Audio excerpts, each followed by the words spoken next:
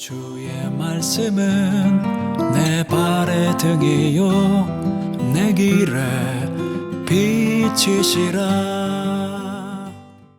함께 묵상기도 드리심으로 주일 예배 하나님께 드리겠습니다.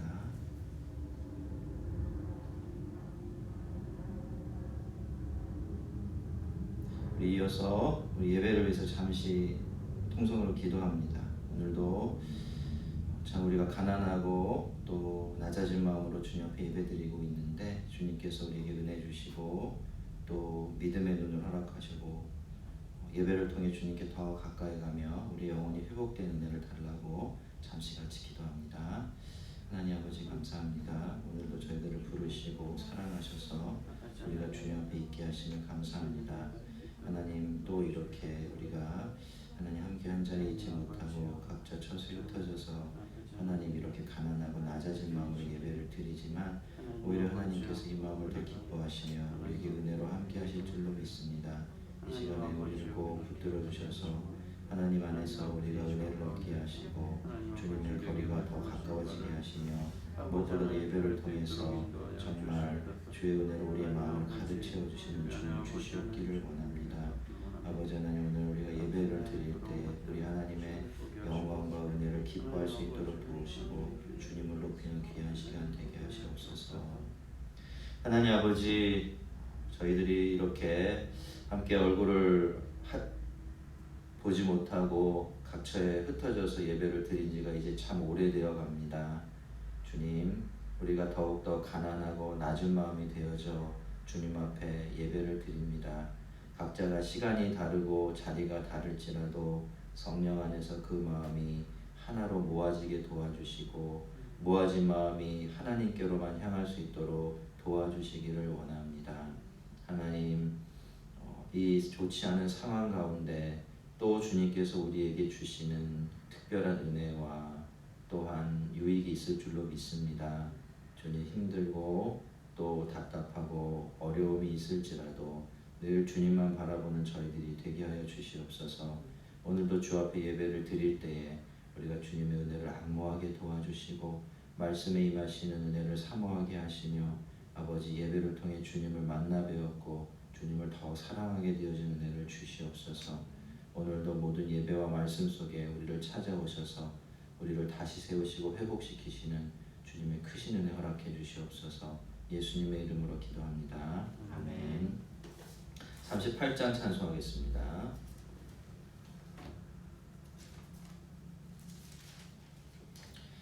예수 우리 왕이여 이곳에 오셔서 우리가 함께 드리는 영광을 받아 주소서. 우리는 주님의 백성 주님은 우리 왕이라. 왕이신 예수님 오셔서 좌정하사 다스리소서. 예수 우리 왕이여 이곳에 오셔서 우리가 주께 드리는 찬양을 받아 주소서.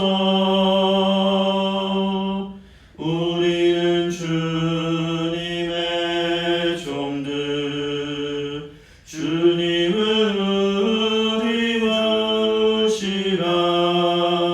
주 대신 예수님 오셔서 이 찬양을 받아 주소서. 아멘.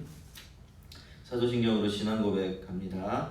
전능하사 천지를 만드신 하나님 아버지를 내가 믿사오며 그 외아들 우리 주 예수 그리스도를 믿사오니 이는 성령으로 잉태하사 동정녀 마리에게 나시고 본디오 빌라도에게 고난을 받으사 십자가에 못 박혀 죽으시고 장사한 지 사흘 만에 죽은 자 가운데서 다시 살아나시며 하늘에 오르사 전능하신 하나님 우편에 앉아 계시다가 저리로서 산자와 죽은 자를 심판하러 오시리라. 성령을 믿사오며 거룩한 공회와 성도가 서로 교통하는 것과 죄를 사여 주시는 것과 몸이 다시 사는 것과 영원히 사는 것을 믿사옵나이다. 아멘. 빌립보서 4장 말씀 중에서 같이 교독하겠습니다. 주 안에서 항상 기뻐하라. 내가 다시 말하노니 기뻐하라. 너희 관용을 모든 사람에게 알게 하라. 주께서 가까우시니라. 아무것도 염려하지 말고 다만 모든 일에 기도와 간구로 너희 구할 것을 감사함으로 하나님께 아뢰라. 그리하면 모든 지각에 뛰어난 하나님의 평강이 그리스도 예수 안에서 너희 마음과 생각을 지키시리라. 너희는 내게 배우고 받고 듣고 본 바를 행하라. 그리하면 평강의 하나님이 너희와 함께 계시리라. 아멘. 찬송가 182장 찬송하겠습니다.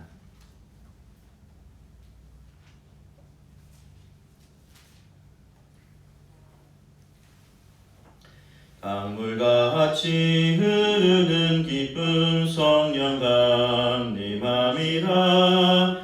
정결한 맘 영원하도록 주의 거처 되겠네. 주님 주시는 참된 평화가 내 맘속에 넘치네. 주의 말씀에 거센 풍랑도 잠잠하게 되도다. 나의 생명 소생케 됨은 성령이 마심이라. 모든 의심 슬픔 사라져 주의 평강 넘치네. 주님 주시는 참된 평화가 내 맘속에 넘치네. 주의 말씀에 거센 풍랑도 잠잠하게 되도다. 하늘에서 단비 내리고 햇빛 찬란함같이 우리 마음에 성령이 많이 주님 보내심이라. 주님 주시는 참된 평화가 내 맘속에 넘치네. 주의 말씀에 거센 풍랑도 잠잠하게 되도다. 생명신에 넘쳐 흘러서 마른 광야 적시니 의의 열매 무르익어서 추수를 기다리네. 주님 주시는 참된 평화가 내 맘속에 넘치네. 주의 말씀에 거센 풍랑도 잠잠하게 되도다. 놀라우신 주의 은혜로 그의 얼굴 뵙겠네. 영화로운 안식처에서 영원토록 쉬겠네. 주님 주시는 참된 평화가 내 맘속에 넘치네. 주의 말씀에 거센 풍랑도 잠잠하게 되도다. 아멘. 오늘 살필 하나님 말씀 요한복음 14장 말씀입니다. 요한복음 14장 15절부터 마지막 절 31절까지 교독하겠습니다. 너희가 나를 사랑하면 나의 계명을 지키리라. 내가 아버지께 구하겠으니 그가 또 다른 보혜사를 너희에게 주사 영원토록 너희와 함께 있게 하리니. 그는 진리의 영이라. 세상은 능히 그를 받지 못하나니 이는 그를 보지도 못하고 알지도 못함이라.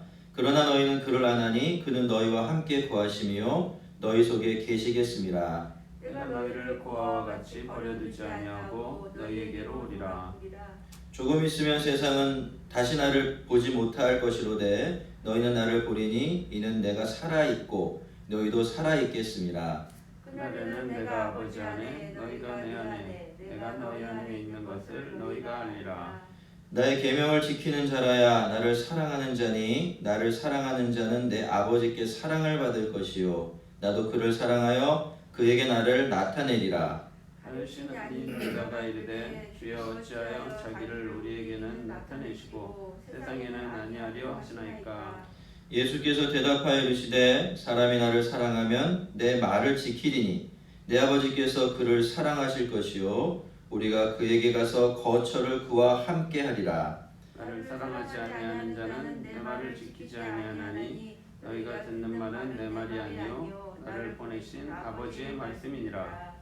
내가 아직 너희와 함께 있어서 이 말을 너희에게 하였거니와 보혜사 곧 아버지께서 내 이름으로 보내실 성령 그가 너희에게 모든 것을 가르치고 내가 너희에게 말한 모든 것을 생각나게 하리라. 평안을 너희에게 끼치노니 곧 나의 평안을 너희에게 주노라. 내가 너희에게 주는 것은 세상이 주는 것과 같지 아니하니라. 너희는 마음에 근심하지도 말고 두려워하지도 말라. 내가 갔다가 너희에게로 온다 하는 말을 너희가 들었나니 나를 사랑하였더라면 내가 아버지께로 그로 감을 기뻐하였으리라. 아버지는 나보다 크심이라. 이제 일이 일어나기 전에 너희에게 말하는 것은 일이 일어날 때에 너희로 믿게 하려 함이라. 이후에는 내가 너희와 말을 많이 하지 아니하리니 이 세상의 임금이 오겠음이라. 그러나 그는 내게 관계할 것이 없으니 오직 내가 아버지를 사랑하는 것과 아버지께서 명하신 대로 행하는 것을 세상이 알게 하려 함이로라. 일어나라 여기를 떠나자 하시니라. 아멘. 잠깐 기도하겠습니다. 하나님, 오늘도 저희들로 하여금 이렇게 주님을 예배하며 또 주의 말씀을 대면할 수 있도록 도우시니 진실로 감사합니다. 이 시간에 성령 하나님께서 이 말씀으로 우리 속에 빛을 비춰주셔서 우리가 주님 안에 얼마나 복된 자들인지를 깨닫게 하시고 그 복을 되찾는 귀한 은혜 주시옵기를 원합니다. 말씀이 우리의 심령 가운데 울려 퍼질 때 우리의 심령이 강건해지며 생기를 얻어 다시 살게 되는 귀한 은혜 주시옵소서. 오늘도 주의 은혜로 우리의 영과 또 우리의 삶을 가득 채워주실 것을 믿사오며 예수님의 이름으로 기도합니다. 아멘. 예수를 믿는 사람들에게는 이름이 참 많습니다. 교인, 크리스찬, 성도, 신자, 하나님의 백성 등 무엇을 기준으로 또 중심으로 삼느냐에 따라서 우리는 다른 이름으로 불릴 수도 있고 또 각각의 이름이 주는 무게감도 굉장히 다른 것 같습니다. 어떤 것은 조금 더 가볍게 느껴지기도 하고 어떤 것은 굉장히 무겁게 느껴지지요. 그런데 우리를 부르는 이런 모든 이름들 중에서 그래도 제일 무겁게 느껴지는 이름이 있다면 그것은 바로 예수님의 제자라는 이름인 것 같습니다. 누군가가 우리에게 당신은 크리스찬입니까? 라고 이렇게 물으면 우리는 아마 아무런 주저없이 그럼요 라고 대답을 하게 될 겁니다. 하지만 그 사람이 우리에게 당신 예수님의 제자입니까? 이렇게 묻는다면 그렇다는 대답을 내놓기가 그리 쉽지 않겠죠. 여러분, 그런데 사실 우리가 어떻게 느끼고 있든지 간에 우리를 부르는 모든 이름들은 그 무게가 전부 다 똑같습니다. 전부 다 온전히 그저 예수를 믿는 사람들을 가리키는 말이기 때문이죠. 그럼에도 불구하고 이 예수의 제자라는 이 말이 우리에게 특별히 부담스럽고 무겁게 느껴지는 이유는 아마도 이 말의 강조점이 우리 마음에 있는 믿음보다는 우리의 삶으로 드러나는 행동 쪽에 중심이 가 있기 때문일 것입니다. 하지만 이 세상에 예수님의 제자가 아닌 기독교인은 없습니다. 예수님의 제자가 아닌 신자가 없고 예수님의 제자가 아닌 하나님의 백성도 없습니다. 그냥 교회만 다니는 사람이 아니라고 한다면 예수를 믿는 사람들은 모두 다 예수님의 제자들이죠. 그리고 예수님의 제자들은 예외 없이 전부 다 예수님께서 이 세상에서 사셨던 모습을 흉내내며 사는 일에 헌신해야 합니다. 제자란 본디 스승에서 배우고 그 스승이 살아간 대로 살아가는 그런 사람들이기 때문입니다. 오늘 본문에서도 제자들을 위로하시고 힘주시려는 예수님의 말씀이 계속되고 있는데요. 지난주의 본문을 보면 예수님께서는 우선 제자들이 하늘의 소망을 품고 자기들이 따르고 있는 예수 그리스도라는 길에 대한 확신을 가지고 기도에 의지하면서 살도록 그들에게 특별한 3가지 약속을 해주셨습니다. 성도 여러분, 성도들은 하늘에 나를 위한 영원한 거처가 준비되고 있다는 것을 믿어야 합니다. 내가 걸어가는 예수 그리스도라는 이 길이 하나님께로 가는 유일한 구원의 길이라는 것도 확신해야 합니다. 그리고 늘 기도의 약속을 믿고 또 기도하면서 살아야 돼요. 그 기도로 일용할 양식과 성도로 또 예수님의 제자로 살아가는 일에 필요한 힘들을 얻으면서 매일매일을 살아내야 합니다. 그래야 세상이 주는 두려움을 이기고 부르심을 따라 살아갈 수가 있습니다. 이제 예수님께서 또 다른 보혜사라고 부르신 성령님에 대한 또 다른 하나의 약속을 주고 계시는데요. 오늘은 예수님의 이 말씀을 따라 성령님께서 예수님의 제자로 살아가는 사람들에게 주시는 특별한 은혜들을 좀 살펴보려고 합니다.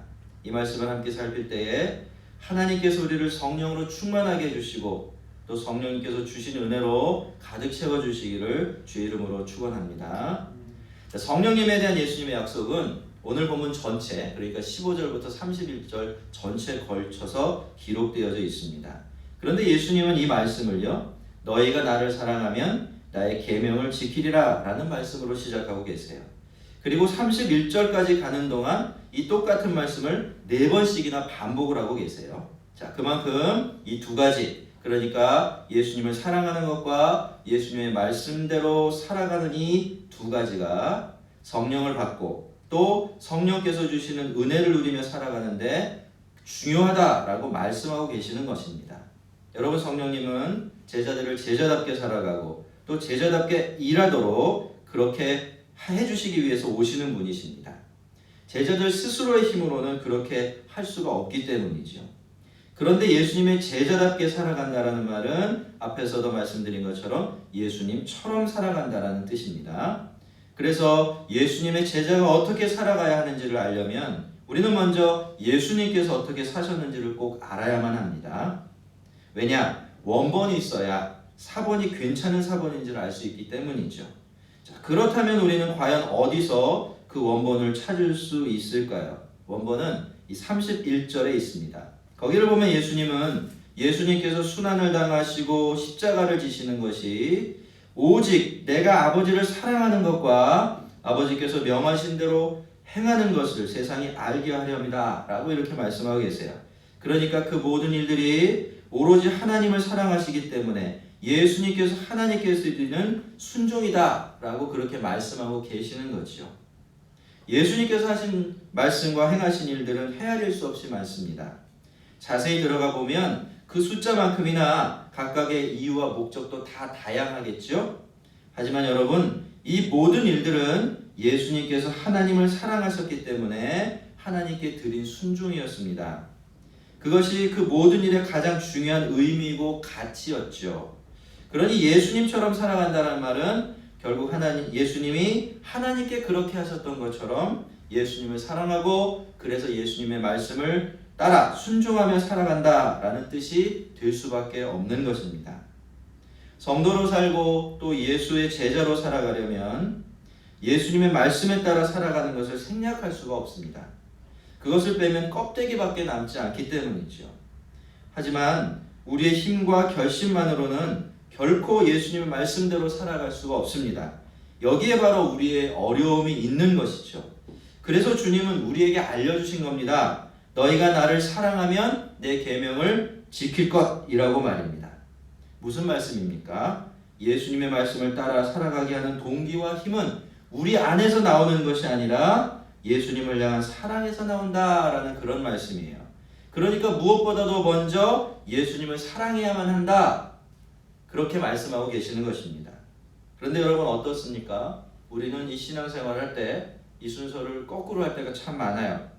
제일 먼저 챙기고 키워가야 될 것이 예수님을 향한 사랑인데 자꾸 무엇을 하는 것에 치중하고 그것을 가지고 예수님을 사랑하는 일을 대신하려고 하지요.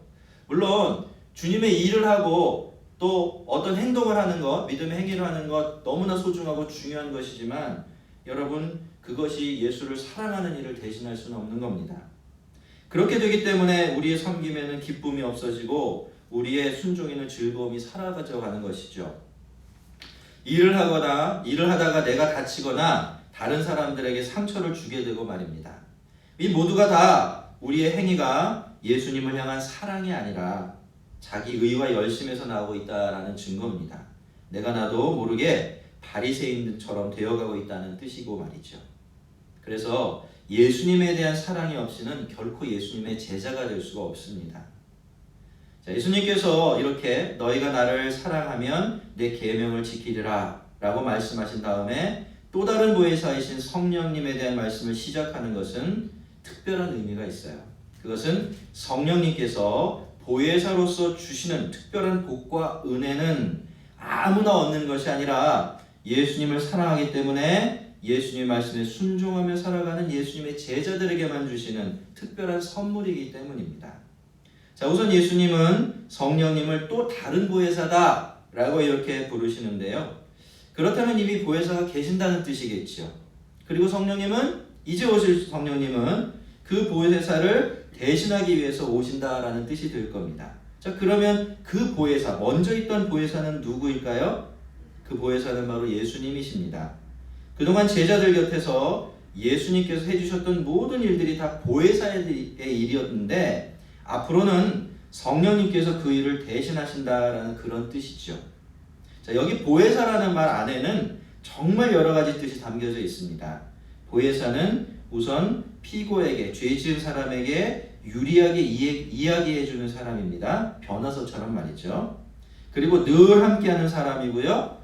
위로하고 격려하는 사람이며 돌봐주고 도와주고 힘을 주는 사람입니다. 지금까지는 예수님이 그런 역할을 해오신 거죠. 그야말로 제자들의 모든 것이 되어주고 계셨습니다. 자, 성령님이 또 다른 보혜사라는 것은 그래서 앞으로는 성령님께서 이 역할을 대신해 주신다라는 그런 뜻이 됩니다. 그런데 우리가 예수님의 말씀을 가만히 들여다보면요. 놀랍게도 성령님은 적어도 두 가지 면에서는 예수님보다 훨씬 더 특별한 보혜사가 되십니다. 첫째로 예수님은 제자들을 떠나실 수밖에 없지만 성령님께서는 제자들과 함께 영원히 계실 것입니다. 둘째로 몸을 가진 예수님은 제자들과 몸으로 함께 계시는 데서 그쳤지만 영이신 성령님은 제자들 안에 계실 것입니다. 앞으로 성령님은 제자들을 위해서 그런 보혜사가 되어 주실 겁니다. 세상은 보지도 못하고 알지도 못하는데 우리는 그 성령님을 그렇게 함께 모시고 살아가게 될 겁니다. 성도 여러분, 우리가 성령을 받고 성령님께서 우리와 함께 하신다는 것은 이렇게나 놀라운 일이에요. 그것은 사실 예수님과 함께 있는 것보다도 훨씬 더 복된 일이죠. 우리를 영원히 떠나지 않고 우리와 함께, 그리고 심지어 우리 안에 거하시는 완전한 보혜사를 모시고 살아가는 것이기 때문이죠. 그래서 성령의 시대인 이 시대를 역사상 영적으로 보면 가장 복된 시대라고 이야기하고 있는 겁니다. 오순절에 성령님께서 오시기 전에는 이런 복을 누려본 사람이 단 한 사람도 없었으니까 말입니다. 성도들이 예수님을 사랑하며 예수님 말씀에 순종하며 살아갈 수 있는 것 모두 다 이런 보혜사 성령님 덕분입니다. 우리의 부족함과 연약함에도 불구하고 자기의 구원을 확신할 수 있고 구원에 이르게 되는 것도 전부 다 보혜사 성령님 덕분이에요. 성령님께서 영원히 우리와 함께 계시며 우리 안에 거하시면서 이 모든 일에 있어서 우리의 모든 것이 되어주고 계시기 때문에 우리가 이런 은혜를 누리며 살아갈 수 있는 겁니다. 성도 여러분, 성령님과 함께 사십니까? 성령님께서 여러분 안에 거하고 계시나요? 성령님께서 여러분의 보혜사 되어주시는 그 복 충분히 누리며 살고 계십니까? 꼭 그러시기를 바랍니다. 늘 성령님을 사모하고 이 은혜를 사모하며 이 은혜 안에서 이 은혜가 주는 힘으로 사시는 여러분이 되시기를 바랍니다. 예수님께서는 이렇게 예수님께서 보내실 성령님은 영원히 우리 안에 거하시면서 보혜사의 역할을 해주신다라는 측면에서 예수님보다 더 나은 보혜사다 그렇게 말씀을 하셨죠. 그리고 나서 18절부터는 그것을 그렇다면 그 성령님이 구체적으로 제자들에게 어떤 은혜를 주시는지 그 내용을 중심으로 해서 풀어서 설명해 주고 계세요. 지난번에도 말씀을 드렸지만 우리가 바른 길을 가려고 할 때 바른 길을 가는 것 자체도 쉽지 않지만 우리를 정말로 힘들게 하는 것은 우리가 그 길에 대해서 가지게 되는 의심과 불안, 그리고 그 길을 가면서 느끼게 되는 깊은 외로움 같은 것들입니다. 그렇게 살려고 하면 늘 여기저기 걸리는 것이 많죠. 힘이 들기도 하고 오해를 받기도 하고 무시를 당할 때도 있습니다. 게다가 그 길을 가는 사람이 그리 많지가 않으니까 혹시 내가 틀린 것은 아닌가 하는 불안감이 생기고 또 깊은 외로움이 찾아오기도 합니다. 그래서 자꾸 그 길에서 벗어나서 남들이 다 가고 있는 그 길, 많은 사람들이 가는 넓은 길로 가고 싶다는 유혹을 받게 되죠. 당해보신 분들은 아시겠지만 이 유혹은 정말 괴롭고 고통스럽습니다. 그런데 이럴 때 성령님은 우리에게 아주 특별한 은혜를 부어주십니다. 18절을 보면 너에게 오리라 라는 말씀이 있어요. 19절에는 너희는 나를 보리라 라는 말씀이 있고요. 20절에는 내가 너희 안에 있는 것을 너희가 알리라 라는 말씀이 있습니다. 그리고 21절에는 나를 사랑하는 자는 내 아버지께 사랑을 받을 것이다 라는 말씀과 그에게 나를 나타내리라 라는 말씀이 있고 23절로 가보면 우리가 그에게 가서 거처를 그와 함께 하리라 라는 말씀도 나옵니다.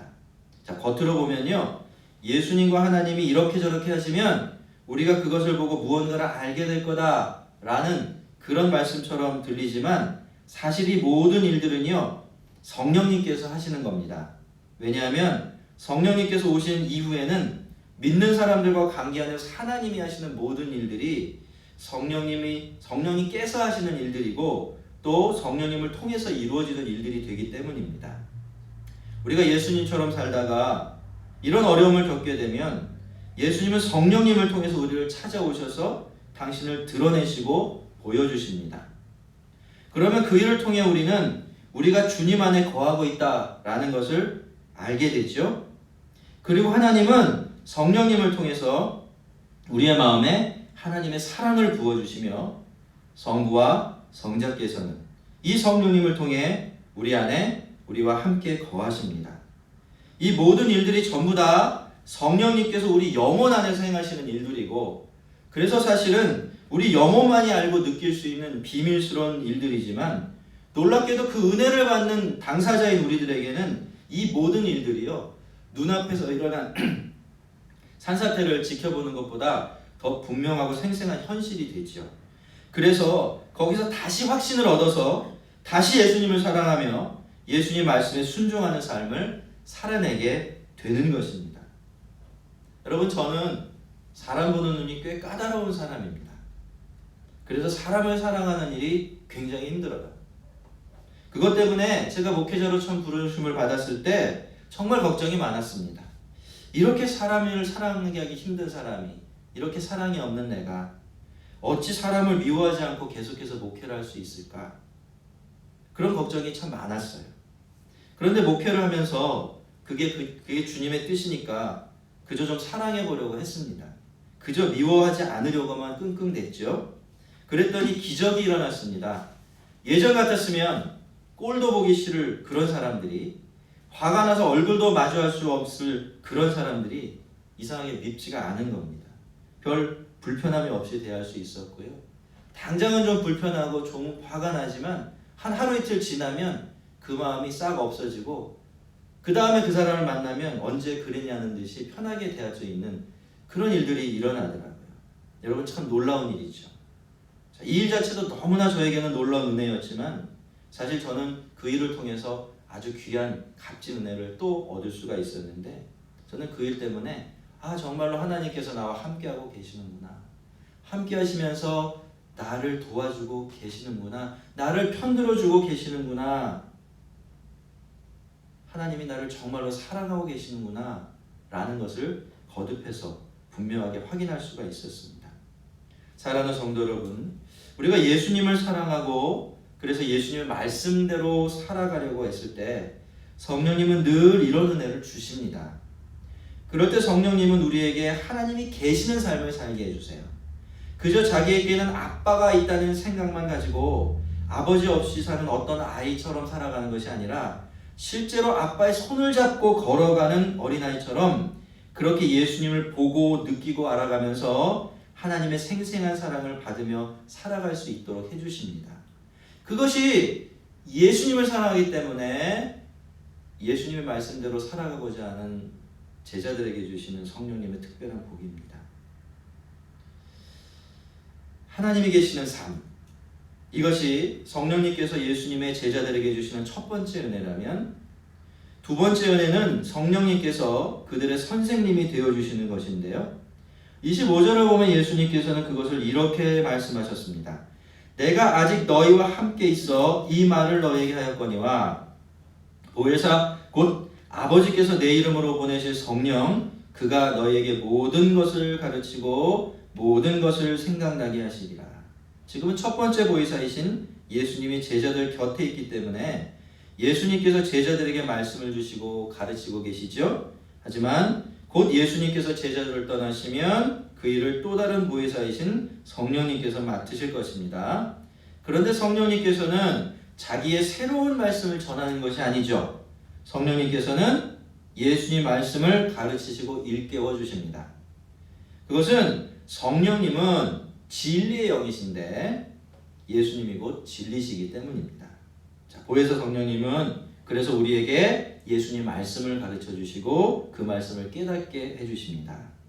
그런데 이것은 우리가 그냥 성경을 읽으면서 성경 말씀의 뜻을 발견하고 이해되는 것과는 차원이 좀 많이 다릅니다. 여러분도 어느 날 성경을 읽다가 갑자기 성경 구절 딱 한 구절 때문에 여러분의 생각이 바뀌고 마음이 바뀌었던, 여러분의 깊은 침체에서 확 회복되었던 그런 경험을 한두 번쯤은 다 해보셨을 줄로 생각이 되는데요. 여러분, 그런 은혜가 주어질 때 우리의 마음은 진리라는 기쁨으로 가득 차게 되어지고 하나님과 하나님의 말씀을 더 사랑하게 됩니다. 자, 이것이 바로 성령님께서 가르쳐 주시고 깨닫게 해주실 때 우리의 마음속에서 일어나는 일입니다. 성령님께서 말씀의 빛으로 우리에게 비춰주시면 그 말씀은 우리의 마음과 영혼에 직접적으로 작용하고 적용되어집니다. 그 말씀은 그리고 우리 존재의 가장 깊은 곳까지 내려가서 거기까지 영향을 미치게 되죠. 그렇게 되면 우리는 우리가 읽고 들은 그 말씀에 우리가 스스로 사로잡히게 되는 그런 상태가 되는데요. 그렇게 되면 그 말씀은 우리를 근본으로부터 변화시키고 우리 영혼은 하나님의 말씀을 하는 기쁨으로 가득 채워지게 됩니다. 그렇게 우리는 말씀을 사랑하고 그 말씀을 주신 하나님을 사랑하게 되어지는 그런 사람이 되는 것이죠. 그런데 오늘 본문에서 예수님은 성령님께서 그런 일을 하실 때 특히 예수님의 말씀을 가지고 그렇게 하실 것이다 라고 말씀하세요. 자, 그러면 어떻게 될까요? 그때도 아주 비슷한 일이 다시 일어납니다. 자, 우리는 우선 예수님 말씀을 기뻐하게 되죠. 그리고 그 말씀을 주신 예수님을 깊이 사랑하게 됩니다. 그 말씀을 통해서 우리 영혼은 예수님이 얼마나 아름답고 영광스러운 분이신지를 볼 수 있게 되기 때문입니다. 사실 요한복음이 말하는 거듭남이란 바로 이런 사람이 되는 것을 뜻해요. 그 속에 성령님께서 주신 새 생명이 있기 때문에 스스로 성령님과 교통하며 성령님께 배우는 사람들, 그래서 말씀을 통해서 예수님의 영광과 아름다움을 보게 된 사람들, 이런 사람들이 바로 성경이 말하는 거듭난 사람들입니다. 사람을 이렇게 놀랍게 바꿔내는 것, 이것이 바로 성령님께서 우리 영혼에 하시는 일이지만 이 일을 사실 예수님도 하지 못하신 일이었죠. 그렇게 영광스럽고 놀라운 말씀으로 사람들을 가르치고 또 가르치셨지만 제자들조차도 그렇게 변화되지 못했기 때문입니다. 하지만 여러분, 성령님은 예수님의 말씀을 가지고 그 일을 하시는 겁니다. 그 말씀 우리에게 가르치셔서 우리가 예수님을 보배처럼 여기게 하시고 이 세상 그 무엇보다도 예수님을 깊이 사랑하는 그런 사람들이 되게 하세요. 그렇게 우리를 속사람으로부터 근본적으로 변화시켜 가시는 것입니다. 예수님께서는 우리를 예수님을 사랑하기 때문에 예수님의 말씀에 순종하며 사는 제자의 삶으로 부르셨습니다. 이것이 바로 우리의 소명이지요. 하지만 세상적인 기준으로 보면 예수님의 제자로 살아가는 것은 평안을 얻기 위한 방법으로는 전혀 적합하지 않습니다. 오히려 그 반대죠. 그래서 우리는 예수님의 제자로 살아가는 것이 그렇게 값지다라는 것을 알면서도 그렇게 사는 것을 그렇게 두려워하거나 꺼리고 있는지도 모르겠습니다. 하지만 여러분, 이것을 우리 예수 하나님의 눈으로 보면 어떻게 될까요? 그러면 예수님의 제자로 사는 것보다 더 평안한 게 없습니다. 분명히 어려움이 있고 두려운 일이 있어도 그렇습니다. 그것은 바로 예수님께서 제자들에게 성령을 주시기 때문이에요. 자, 예수님께서 보혜사 성령님에 대해서 이렇게 말씀하신 후에 제자들을 향해서 평안을 너에게 끼치노니 곧 나의 평안을 너에게 주노라 라고 말씀하신 이유가 바로 거기에 있는 거죠. 예수님은 이 땅에 계실 때 하나님을 지극히 사랑하셨습니다. 그래서 늘 하나님의 말씀에 순종하며 사셨어요. 예수님은 요한복음에서 그 이야기를 수차례 하고 계십니다. 자, 그래서 예수님이 성령 충만하셨던 거예요.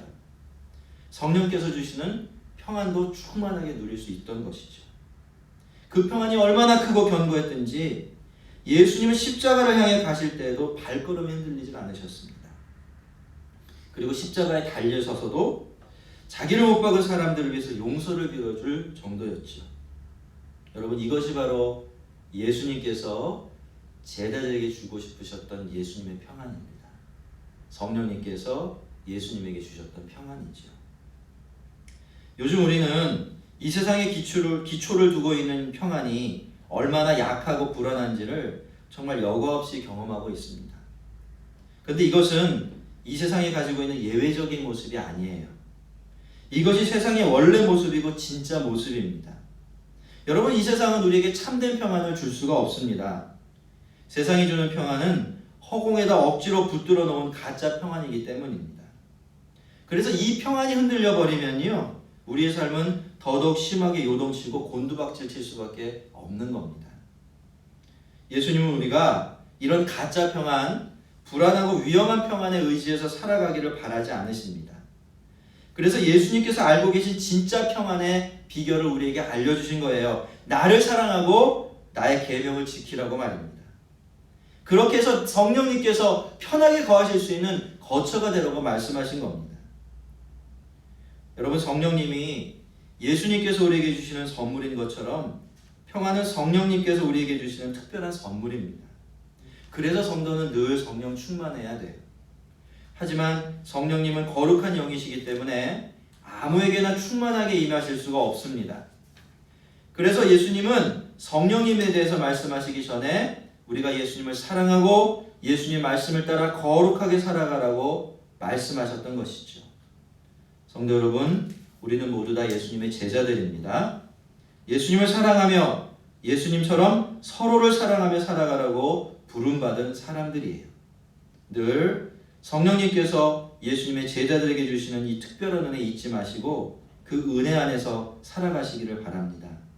성령님을 통해 하나님이 계시는 삶을 사시고 성령님께 말씀을 배우는 복된 삶 살아가시기를 바랍니다. 성령님께서 우리를 세상은 알 수 없는 참된 평안으로 끝까지 지켜주실 것입니다. 늘 성령 충만하여서 예수님을 사랑하고 또 사람들을 사랑하는 예수님의 참 제자로 살아가는 은혜가 저와 여러분 모두에게 충만하기를 주님의 이름으로 축원합니다. 아멘. 기도하겠습니다. 함께 기도할 때 첫 번째로 우리 예수님을 사랑하며 또 예수님의 말씀에 순종하며 살게 해주소서 기도하겠습니다. 늘 성령 안에서 하나님의 임재를 경험하며 성령님께 말씀을 배우는 은혜를 주소서. 그래서 참된 평안을 알고 누리게 하소서. 더불어서 우리 아파하고 힘들어하고 있는 이 세상을 위해서 간절히 같이 한번 기도하는 시간 갖겠습니다. 기도합니다. 하나님 아버지 감사합니다. 오늘도 저희들에게 복된 말씀 주셔서 하나님께서 우리에게 주신 진짜 복이 무엇인지를 다시 한번 깨닫게 하시니 감사를 드립니다. 아버지 하나님께서는 우리를 그와 같이 내버려 두지 않기 위해서 또 다른 보혜사 성령님 우리에게 보내주셨는데 우리는 마치 정말 부모 없는 자식처럼 홀로의 힘으로 이 세상을 걸어가려고 하고 있습니다. 아버지 하나님, 이제 다시 깨닫게 되오니 보혜사 성령님이 주시는 그 은혜와 복 가운데 늘 살아갈 수 있도록 도우시길 원합니다. 먼저 우리가 예수님을 사랑하여 예수님 말씀에 순종하며 살게 해주시옵소서. 늘 성령 안에서 하나님의 임재를 경험하며 말씀을 배우는 은혜를 허락해 주시옵기를 원합니다. 그래서 우리가 세상은 알 수도 없고 세상은 줄 수도 없는 그 참된 평안, 하늘의 평안, 주님의 평안을 알고 그 평강 가운데 살아가게 하여 주시옵기를 원합니다. 아버지 하나님, 우리가 제자로 부르심을 받았사오니 예수의 제자로 살아가는 이 복된 삶의 복들을 놓치지 아니하도록 우리를 붙들어 주시옵소서. 특별히 아파하고 힘들어하는 이 세상을 위해서 기도합니다. 우리는 이렇게 조금씩 하나님 많은 피해가 생기지 아니하고 이 일이 마무리되어 가고 있는 것 같지만 세계 곳곳에서는 정말 만 명이 육박하는 국민들이 목숨을 잃고 아버지 수십만 명이 동일한 질병에 걸려서 고통하는 나라들이 참 많습니다. 주님, 그런 나라들이 얼마나 공포 가운데, 공황 가운데 빠져 있는지 주님은 아십니다. 주님, 속히 이 어려움, 이 환란이 지나가게 도와주시옵시고 우리가 사는 이 세상에 주님이 주시는, 허락하시는 그 평강이 다시 되돌아오게 하여 주시옵소서. 주님, 오늘도 주님께서 우리에게 말씀을 통해서 우리가 성령 안에서 받는 은혜들을 일깨워 주시니 진실로 감사를 드립니다. 주님, 제자로 부르심을 받은 것은 고통스럽고 짐스러운 삶이 아닙니다. 이 삶만큼 복되고 영광스럽고 평안한 삶이 없습니다. 주님, 우리가 주님이 하나님께 그러셨던 것처럼 우리가 예수님을 사랑함으로 말미암아 예수님의 말씀에 순종하며 살아가게 도와주시옵소서. 그래서 충만하신 성령을 통해 늘 삼위일체 하나님의 임재함 가운데 하나님이 계신 삶을 살게 하옵시고 늘 성령님으로부터 예수의 말씀을 듣고 배우는 귀한 복 얻게 하여 주시옵소서. 그 복들이 우리에게 평강이 되고 힘이 되는 은총을 놓치지 않는 저희들이 되게 도와주시옵소서. 더불어 고통당하고 신음하는 이 세상을 위해서 기도합니다. 주님, 우리는 크게 아파하지 않고 그렇게 크게 힘들어하지 않고 이 일을 견뎌내고 있기에 세상이 얼마나 고통하고 힘들어하는지 잘 모릅니다. 그러나 들리는 소식만 들어도 너무나 끔찍합니다. 하나님 아버지, 주님, 이 세상과 세상의 연약한 인생들을 다 불쌍히 여기셔서 하나님의 능력으로 그 모든 질병들이 치료되게 하시고 아버지 사라지게 하는 은총을 주시옵소서. 예수님의 이름으로 기도드립니다. 아멘.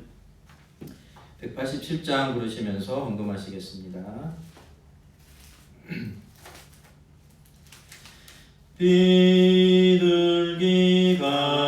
비둘기같이 온유한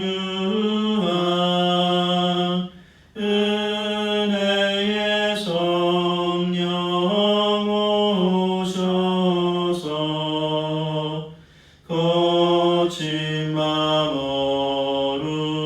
어루만지사 위로와 평화 주소서. 진리의 빛을 비추사 주의 길 바로 걸으며 주님을 옆에 모시고 경건히 살게 하소서. 주님과 동행하면서 거룩한 길로 행하며 진리의 예수 붙잡고 길 잃지 않게 하소서. 연약한 나를 도우사 하나님 나라 이르러 주님의 품에 안기는 영원한 안식 주소서. 아멘. 기도하겠습니다. 하나님 아버지 감사합니다. 한 주간도 주님께서 우리의 삶을 지켜주시고 우리의 삶의 모든 필요를 공급하여 주셔서 우리가 온전한 마음과 몸으로 하나님 주님 앞에 예배하게 하심을 진실로 감사합니다. 주님 먼 곳에 흩어져 있고 늘 동일한 모습으로 주님을 예배하지 못하지만 하나님 우리 모든 성도들의 마음과 믿음을 꼭 지켜주시기를 원합니다. 늘 어디나 계시고 누구에게나 임하시는 성령 하나님께서 부족하고 연약한 우리 모두의 심령과 삶 가운데 충만하게 임재 주심으로 말미암아 그 성령에 이끌어 주시고 일깨우시고 도우시고 함께 하시는 은혜가 늘 충만하게 하여 주시옵기를 원합니다. 하나님 우리 성도들 얼굴을 보지 못하고 이렇게 지낸 지가 참 오래되어서 서로 간에 하나님 또 마음이 불편하고 또 보고 싶고 한 그런 마음들도 있을 터인데 주님께서 오히려 이런 우리들의 마음을 선하게 사용하여 주셔서 우리가 서로를 더 사랑하게 하시고 더 아끼는 자들이 되게 하여 주시옵기를 원합니다. 하나님 남은 기간도 주님의 은혜 가운데 잘 지내게 하시고 정말 이럴 때일수록 더욱더 주님의 모든 것 되어주신 은혜가 더욱더 충만하도록 우리가 주님을 더 의지하게 하여 주시옵소서. 앞으로 다가오는 한 주간도 주님을 믿는 믿음과 성령의 은혜 가운데 충만하게 살아내게 도와주시옵소서. 예수님의 이름으로 기도합니다. 아멘.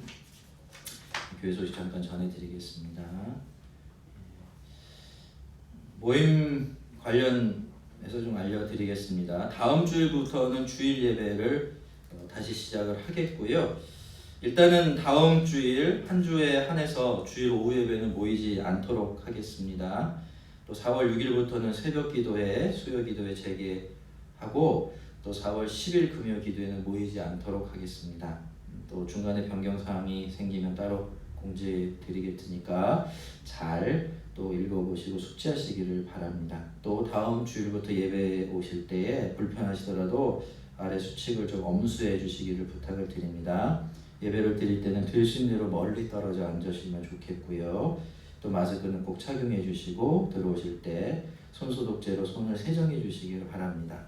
꼭 필요한 대화만 나누시고 대화를 나눌 때는 좀 거리를 둬 주십시오. 또 특별히 기침을 하시거나 열이 좀 있으신 분들은 꼭 가정에서 예배를 드려주시기를 부탁을 드립니다.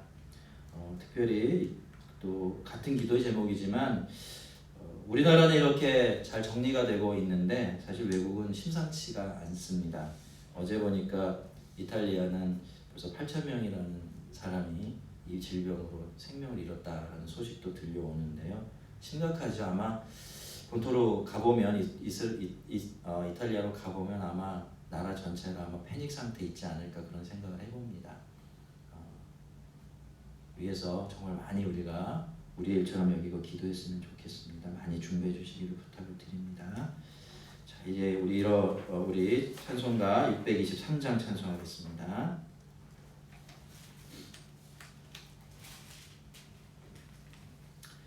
주님의 시간에 아름답게 모든 것 변하리.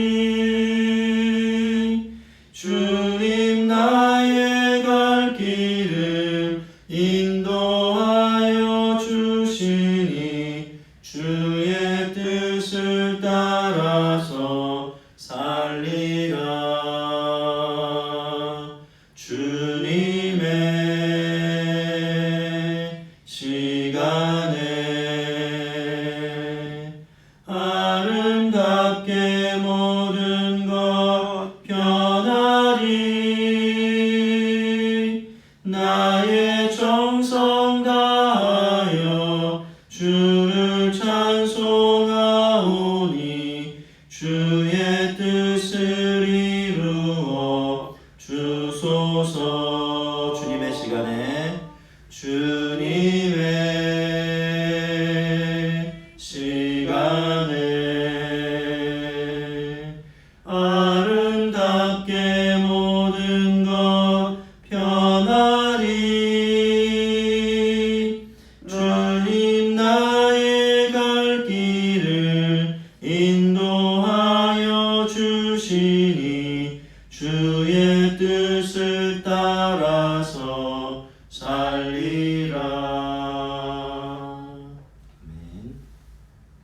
예수 그리스도의 은혜와 하나님의 사랑과 성령 하나님의 늘 함께 하시고 인도하시며 보호하시고 또 사랑하시는 은총이 이제 예수를 사랑으로 말미암아 늘 예수님의 말씀을 따라 하나님을 사랑하고 또 이웃을 사랑하고 섬기기로 작정하는 우리 모든 성도들의 머리 위에 지금부터 영원까지 함께 있을지어다.